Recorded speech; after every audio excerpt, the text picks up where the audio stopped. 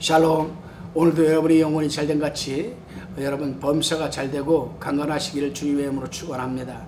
오늘은 호세아서 2장 1절로 23절의 말씀을 가지고 내가 너를 심으리라 라는 주제로 요약 강의 큐티를 나눠봅니다. 먼저 본문 1절로 13절까지를 살펴봅니다. 이 부분은 이스라엘 백성이 영적 타락을 다루는 내용으로 기록되어 있습니다. 영적 타락이 가장 잘 설명된 부분이 바로 5절인데 함께 읽어보겠습니다. 저희의 어미는 행음하였고 저희를 배웠던 자가 부끄러운 일을 행하였나니 대저 저가 이르기를 나는 나를 연애하는 자들을 따르리니 저희가 내 떡과 내 물과 내 양털과 내 삶과 내 기름과 내 술들을 내게 준다 하였느니라. 자, 그런데 5절에서 따르다라는 이 동사의 복수형이 사용되었습니다. 이것은 누가 말을 해도 듣지 않겠다라는 매우 강한 의지와 각오를 나타내는 말이거든요. 이 말을 좀 더 구체적으로 확대 해석을 해서 우리가 한번 읽어보면 나를 내버려 둬라 좀. 나는 나를 연애한 자를 따르겠다. 하나님이 나에게 떡 줬냐? 물 줬냐? 의복을 줬냐? 삶을 줬냐? 기름을 줬냐? 근데 내가 저들을 따르면 저들이 나에게 삶과 의복과 기름과 술을 준다고 하지 않느냐? 이 말씀이거든요, 여러분. 여기에서 바로 여러분, 여기에서 바로 하나님과 우상과의 대비되는 부분이 나옵니다. 우리 하나님은 우리에게 먹을 것, 떡, 삶, 기름, 술 준다고 하지 않았어요. 우리에게 뭘 준다고 했습니까? 하나님께서 뭘 준다고 했습니까? 내 영혼이 잘됨 같이 네가 범사에 잘되고 강건하기를 원하노라. 여기에 하나님께서 이 영혼이 잘되고 범사가 잘되고 강건한 삶을 살아가기 위한 전초전으로 하나님께서 우리에게 주신 것이 있죠. 그것이 바로 여러분 예수 그리스도께 주신 죄사함의 은총과 구속의 은혜입니다. 죄사함의 은총과 구속의 은혜는 과거와 현재와 미래의 모든 죄와 허물까지 이미 도말하신 은혜거든요. 구속의 은혜는 우리가 부족해도 우리가 죄와 허물이 드러나도 회개라는 통로를 통해서 우리는 온전히 구원받을 수 있는 이게 전제가 되는 겁니다. 그래요. 이스라엘 백성들은 지금 우상을 섬기면서 그가 내게 필요한 떡, 물, 삶, 기름, 술을 준다고 약속했다.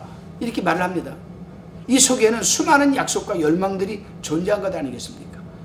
그들은 이런 화려한 계획 때문에 하나님의 초청을 지금 거절한다는 겁니다. 하나님의 말씀을 듣지 않겠다는 겁니다. 근데 우리가 알아야 할 것이 있어요. 이스라엘 백성은 역사적으로 단 한 번도 하나님을 버린 적이 없다는 사실입니다. 그들은 단지 때때로 하나님을 세속적으로 물질적으로 섬겼죠. 심지어 그들은 하나님을 16절에서 말하는 것처럼 내 바알이라고 부를 만큼 하나님 바알 신앙을 섬기는 것처럼 자신의 풍요를 위해 섬겼다는 사실입니다. 왜 그렇습니까? 우상, 바알에게 물이 드는 거죠. 점점. 한 발은 하나님에게 가 있고 오른발은 왼발은 우상에게 가 있고. 근데 이게 점점 좁혀져야 되는데 이게 점점 벌어지대요. 하나님이 죄를 미워하시는데 벌어지죠. 그러니까 점점 벌어지다 보니까 황새가 뭐가 찢어져요? 가랑이가 찢어져요. 이제는 찢어져가지고 더 이상 오므릴 수가 없네요. 오므릴 수가 없어요. 이 상황이 바로 이 상황이거든요. 그래요. 그들은 비록 하나님이 계시지만 당장 가나안 땅의 농사를 위해서 풍요인 신인 바알을 힘을 인정하는 것을 지혜롭고 당연한 일로 여겼습니다. 아, 그래? 바알을 섬겨야만 우리가 농사 지을 때 이 바알, 이 신이 우리에게 풍성한 농산물을 주시는 거야. 그리고 그걸 가지고 얻은 것 가지고 일부러 하나님께 예배를 드리니까 이게 말이 되는 겁니까, 이게? 그들은 오직 넉넉한 양식을 소유하고 좋은 집에서 사는 것에 집착했을 뿐 하나님의 백성으로서의 신분과 사명에는 여러분 관심이 없었습니다. 그때 본문 6절과 11절을 읽어보면 하나님이 그들의 길을 막으신다고 하십니다. 그토록 아름답게 보이던 포도나무와 무화과 나무가 거친 숯불처럼 보이게 됩니다. 오히려 그들은 거친 들로 인도함을 받게 되고 그곳에서 위로를 하신다는 겁니다. 저는 이런 사람 많이 봤어요, 여러분. 많이 봤습니다. 어느 날 두 부부가 다 교회 나왔어요. 우리 교회 처음 등록을 했으니까 인사를 할 거 아닙니까? 무경 씨가 탁 들어왔는데 대뜸한다는 말이 목사님 앞으로 잘 부탁하겠습니다. 제가 잘 부탁드릴게요. 저도 한때는 잘 나갔습니다. 목사님. 여의도에서 저도 한 80평 되는 사무실을 갖고 있었고요. 돈을 차 뒤 트렁크에 그냥 싣고 그냥 전국을 누리고 다녔습니다. 근데 지금은 점심 먹을 10,000원이 없네. 왜 그랬을까? 어릴 때부터 하나님을 믿었던 사람인데 사업을 한다 합치고 사업을 하다 보니까 사업 확장을 위해서 전국을 다니고 돌아다니고 하다 보니까 주일을 빼먹어, 공예배 빼먹어, 기도는 안 해, 사업장 파트너들 만나다니까 술 먹어, 담배 펴. 다리가 점점 세상과 한쪽엔 세상에가 있고 한쪽엔 하나님이가 있고 점점 벌어져가지고 내가 찢어져가지고 일하지 못하게 엎어져 버린 거죠. 엎어지고 나서야 교회에 와서 그런 얘기를 하는 거예요. 난 많이 봤어요. 근데 하나님은 그들을 그 거친 들에서 그들을 계유하여 포도로 데리고 오겠다. 그 사람들이 바로 그 사람들이거든요. 거친 들, 이 세상에 이 거친 황야 같은 세상에서 이제는 엎어져 가지고 하나님에게 포도원으로 들어온 거예요. 여기서 위로를 받는 거예요. 이제 그래요. 그들을 거친 광야의 들로 인도하셔서 하신 일이 무엇인가? 14절에 보니까 그것은 말씀으로 위로하시는 일이라고 기록하고 있습니다. 원문상으로 심장에 대고 이야기하다는 의미입니다. 여러분, 하나님은 거친들 광야에서 이스라엘 백성들에게 긴 이야기 하시면서 이제 내가 너희를 애굽에서 나오던 날과 같이 하리라. 그리고 그 거친들에서 포도원을 주셔서 소망의 문을 삼아주시겠다고 15절에서 축복을 하십니다. 지금도 얼마나 많은 사람들이 세상에, 예수 믿는 사람들이 세상에 빠져서 여러분 세상에 흥청망청하다가 그냥 엎어져 가지고 그 거친 들에서 겨우 간신히 다시금 포도원, 즉 교회로 인도함을 받고 교회에서 말씀을 들으면서 소망의 문을 삼아주신지 모릅니다. 상당히 많거든요. 그렇습니다. 여러분, 하나님은 항상 모든 책망과 혹독함으로 꾸짖으시고 나서 축복과 사명에 대해서 말씀을 주시는 분이십니다. 여기서 포도원은 무엇을 말씀하시는 것까? 성경에서 포도원은 하나님의 나라를 의미합니다. 그러므로 15절에서 저희 포도원을 저에게 주고라는 말씀은 하나님 나라의 참여를 의미하는 말씀인 겁니다. 여러분, 쉽게 말하면 너희가 세상에서 거친 들에서 그렇게 폭삭 망했느냐? 그러면 이제는 교회에 와서 교회 신앙생활 하면서 교회 활동에 참여를 해라. 그러면 내가 위로하고 다시 축복하시겠다. 하나님은 이제 거친 들에서 지칠 대로 지쳐버린, 그래서 소망이 없는 이스라엘 백성들에게 단호하게 말씀하십니다. 너는 내 곡식 새 포도주 기름을 위해서 일했을 뿐 축복의 땅 포도원에서는 일하지 않았다. 이제는 포도원에 들어가라. 강하게 말씀을 합니다. 여러분, 교회에 가서 일하라는 겁니다. 교회에 가서 말씀 듣고 소망의 문을 삼아서 일을 해라. 왜 그런가? 이 길만이 아굴 골짜기를 소망의 문으로 만들 수가 있기 때문입니다. 여러분, 아굴 골짜기의 유래는 여호수아 7장에 나오지. 바로 아간 사건입니다. 하나님은 지금 이스라엘 백성들에게 아굴 골짜기 사건을 상기시키고 있습니다. 아굴 골짜기는 하나님과 하나님 나라보다 물질과 세상을 더 사랑한 사람들이 주고 남긴 무덤입니다. 하나님은 세속주의에 빠져있던 이스라엘 백성들에게 아굴 골짜기에 머물지 말고 자신이 열어놓은 소망의 문으로 나아가라고 지금 말씀하는 겁니다.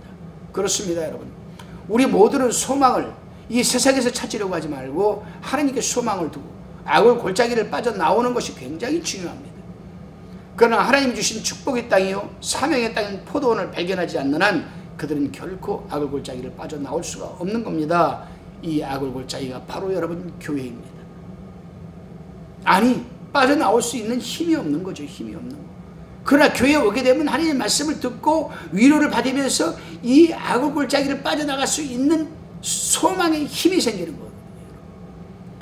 하나님의 사명을 발견하지 못하는 사람은 아무리 성실하게 살고 아무리 위대하고 열정적인 삶을 살아내도 원하든 원치 않든 세상에 붙들려서 영적인 침체와 타락에 빠지기 마련입니다. 여러분, 하나님의 백성들은 하나님이 우리에게 사명으로 주신 저희 포도원에 들어가야 소망의 문이 열리는 줄 깨달으시기를 주님의 이름으로 축원합니다. 여러분, 만일 누군가가 우리에게 당신은 왜 삽니까?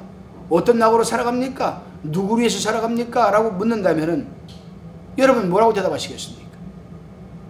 단호히 우리 그리스도인들은 하나님이 주신 사명 때문에 살아갑니다. 나를 위해 십자가에 필려 돌아가신 주님 때문에 삽니다. 그렇게 대답해야 됩니다.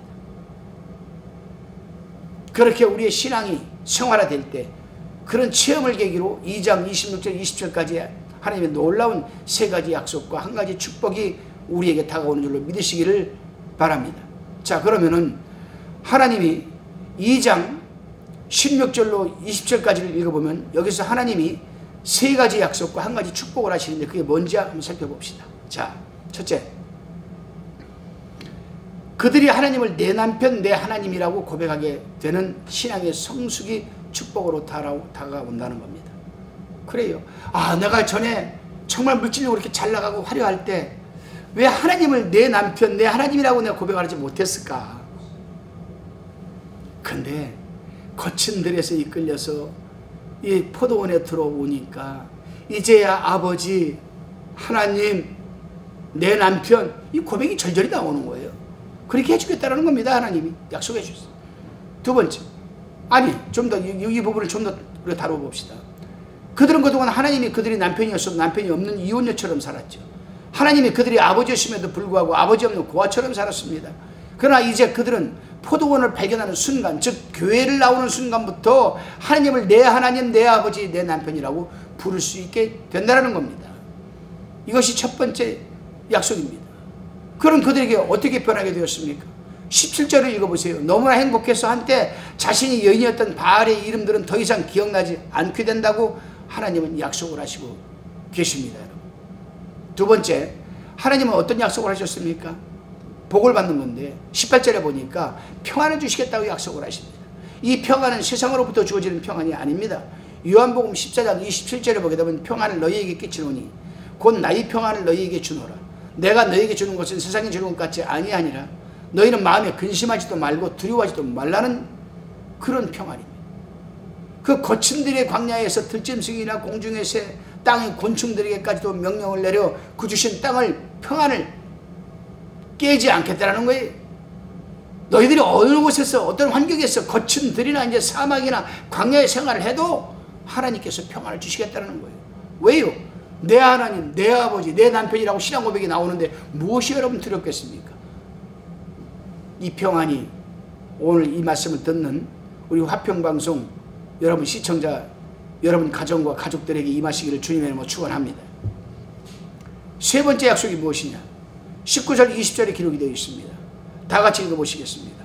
내가 네게 장가들어 영원히 살되 의와 공변됨과 은총과 긍휼이 여김으로 네게 장가들며 20절에 진실함으로 네게 장가들리니 내가 여호와를 알리라. 좀 이상한 말씀입니다. 여러분, 하나님이 이스라엘 백성들에게 장가를 드시겠답니다.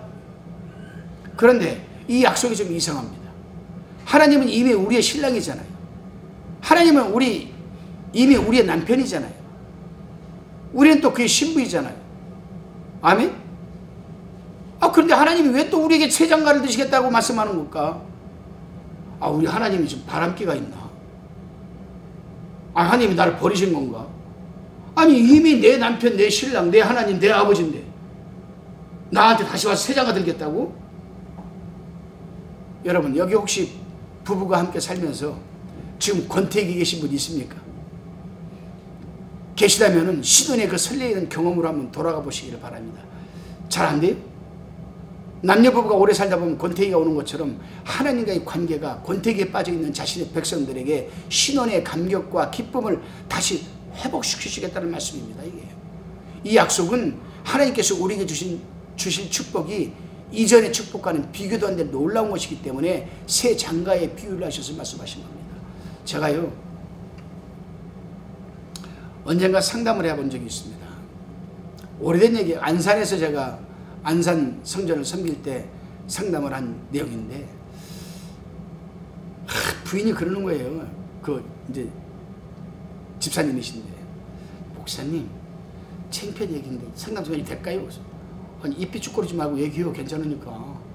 입 삐죽거리면 말도 삐죽거려. 얘기해봐. 그랬더니 왜 이렇게 남편이 그냥 세상에서 제일 그냥 못생긴 사람처럼 보이고요. 그전에는 잘생긴 게 보였거든요. 그건 이상하게 그냥 좀 그렇게 그러네요. 권태기가 온 거예요. 그래서 내가 그럼 이렇게 한번 해보시오. 남편 데리고 참 멋진 바닷가를 한번 놀러 가시고 여행을 가가지고 옷도 좀 살랑살랑한 거 입고 좀 하고 집에서도 남편이 들어올 쯤 되면은 맨날 그 추리닝 빠져다 김치 냄새 그냥 묻어나는 거예요. 머리를 그냥 산발하고 있지 말고 좀 청바지에다가 좀 쫄티 같은 거 탁 드는 거 좀 입고 있고 머리도 약간 좀 파마 슬랑슬랑하고 좀 그렇게 하고 있어봐. 아 그렇게 해도 할 필요가 있어요? 그럼 그렇게 살아라. 내가 얘기할게. 그렇게 좀 살랑살랑 해갖고 여행 한번 갔다 와봐. 아 그랬더니 진짜 그때 여행을 갔더라고요. 주일날도 안 지키고. 근데 갔다 와가지고 불이 붙은 거 있지 다시. 그렇지 여러분. 오늘 법문도 하나님은 그렇게 얘기하는 거예요. 너희가 가나안 땅에 들어와서 너희는 유목민 아니냐. 양 가지고 온 광야를 헤집고 다니는데 가나안 땅에 들어와 보니까 어허라 이 가나안 7족속들이 보니까 소 1마리 2마리 한결이가 2마리잖아요. 반결이 한결이 가지고 어야 어허 하고 왔다 어슬렁 하고 씨 뿌리니까 전라도 말로 오메 가을 되니까 그냥 막 풍성해지거든. 이야 이거 우리 양치거 아니다. 우리 농사 짓자. 근데 농사 짓는 건 좋아. 근데 농사를 지으려면은 바알을 섬기고 아세라를 섬겨야 되거든.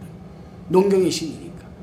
그래가지고 이제 씨 뿌릴 때 딱 되면은요, 이 바알과 아세라 이 제사장들이 제단을 만들어 놓고 거기서 음란한 짓을 행하는 거예요. 풍요의 신. 막 무당들이 그래서 덩덩덩덕궁 하는 것처럼 그냥 피리를 부고 나팔을 부고 꽹과리를 치면서 그냥 막 치면서 그냥 이스라엘 백성 따라 해야 돼 안 해야 돼? 해야 되거든요. 아 그렇게 해서 1년을 하고 나니까 그냥 진짜 가을에 그냥 풍성해져 버렸거든. 이때부터 이제 하나님은 점점 권태기가 오는 겁니다. 하나님이 나에게 해준 게 뭐 있어? 하나님이 나에게 보리를 줬냐, 밀을 줬냐, 삶을 줬냐, 양털을 줬냐, 뭘 줬냐? 가을을 섬기니까 그냥 가을 되니까 이만큼 되거든. 이게 바로 영적인 권태기입니다. 오늘날도 하나님을 섬기면서 영적인 권태기 온 사람들이 있죠. 그러나 하나님은 눈으로 볼 수 있는 육적인 하나님이 아니시고 진리의 영이신 하나님이십니다. 먹고 입고 마시는 것보다 더 중요한 영생을 갖고 계시는 분이에요. 죄를 사해 주시는 권세를 주시는 분이십니다. 그래서 예수님께서 제자들에게 뭐라고 했습니까? 바리새인을 앞에 두고 제자들에게 너희는 무엇을 먹을까, 무엇을 입을까, 무엇을 마실까 염려하지 말라. 이러한 것들은 다 이방인들이 구하는 것이라.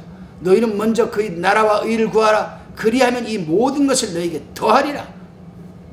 영혼이 잘 돼야 범사가 잘 된다. 이것이 하나님의 여러분 논리고 진리입니다. 자, 이렇게 하나님은 3가지 약속을 하셨습니다. 세장가 되시겠다고. 그 다음에 이제 남은 한 가지가 있죠. 축복입니다. 이제 하나님은 우리는 이 말씀을 통해서 한번 생각을 3가지를 생각해 봐야 3가지를 우리는 생각을 해 봐야 됩니다. 하나님께서 나에게 3가지 약속을 하셨는데 지금 내가 영적인 권태기가 들어있는가? 한번 여러분 생각해 보십시오. 영적인 권태기가 들어있다면 우리는 빨리 여러분 다시금 하나님과의 사랑을 우리는 재시도를 해야 됩니다. 그래서 하나님께서는 오늘 거친 들 광야 같은 데서 내가 상처 입고 다 쓰러져 망해 좋다 이게야. 내가 포도원 교회로 너희를 인도하여서 교회에서 내가 말씀으로 너에게 소망의 문을 분명히 열어줄 것이고 내가 너희에게 3가지 약속을 하고 1가지 축복을 해주시겠다 말씀을 했습니다. 하나님께서. 그러면 하나님께서 우리에게 3가지 약속을 하셨습니다. 이제 그러면 1가지 축복을 하나님께서 좀 주신다고 하는데 1가지 축복이 뭐냐? 하나님 축복이. 자, 우리가 1가지 축복이 뭐냐? 하나님이 그들에게 마지막으로 3번째 약속은 장가 드시겠다라는 이 말씀을 끝나자마자 여러분 하나님께서 이렇게 얘기를 합니다. 21절 22절에 나오거든요. 여호와께서 가라사대 그날에 내가 응하리라. 나는 하늘에 응하고 하늘은 땅에 응하고 땅은 곡식과 포도주와 기름에 응하고 또 이것들을 이스라엘에 응하리라. 이스라엘에 응하리라. 이 축복이 성도님들 모두에게 임하시기를 주님의 이름으로 축복합니다. 하나님은 오늘도 일부러 이스라엘이라는 이름 대신 이스르엘이라는 이름을 많이 사용하십니다. 무슨 뜻이냐? 이스라엘이라는 이름은 1장 4절에서 말씀하신 대로 하나님이 흩으신다는 불명예스러운 의미와 동시에 23절에서 말씀하시는 대로 하나님이 심으신다는 긍정적인 의미로 사용되는데, 오늘 본문 바로 여기 2장에서 사용된 뜻은 이스라엘은 하나님, 여러분, 부정적인 의미입니다. 미안하지만 하나님은 이스라엘이라는 이름을 통해 그의 백성들이 축복을 받을 자격이 없지만 그럼에도 그들을 축복하시겠다. 이것은 축복의 조건을 그들에게 찾지 않고 하나님 자신을 위해서 그들을 축복하실 것임을 말씀하시는 겁니다. 하나님이 23절에서 말씀합니다. 내가 나를 위하여 저를 이 땅에 심고, 그렇다면 왜 하나님이 그래도 그의 백성들을 무조건적으로 축복하시겠다는 말을 하시는가? 그 비밀이 23절 하반절에 기록되어 있습니다.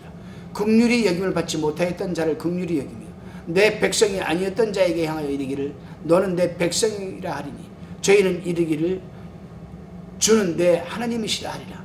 이스라엘 백성을 불쌍히 여기는 것은 장차 하나님을 알지 못하는 자들을 그의 백성으로 부르시기 위함이래요. 오늘날도 여러분, 저 사람은 교회 와서 축복받을 자격이 없어요. 40년 동안 매일 술 담배 먹고 싸움질하고 온갖 악한 짓을 다 하고 다녔던 사람인데 하나님이 왜 그 사람을 어느 날 갑자기 깨트리셔가지고 복음을 듣게 하셔 교회를 나오시게 하셨는가? 나는 어릴 때부터 이날까지 그렇게 예수를 열심히 믿었는데도 하나님 나에게 주신 것이 무엇인가? 반문하는 사람들이 있을 거예요. 근데 하나님 오늘 본문에서 그렇게 얘기하잖아요.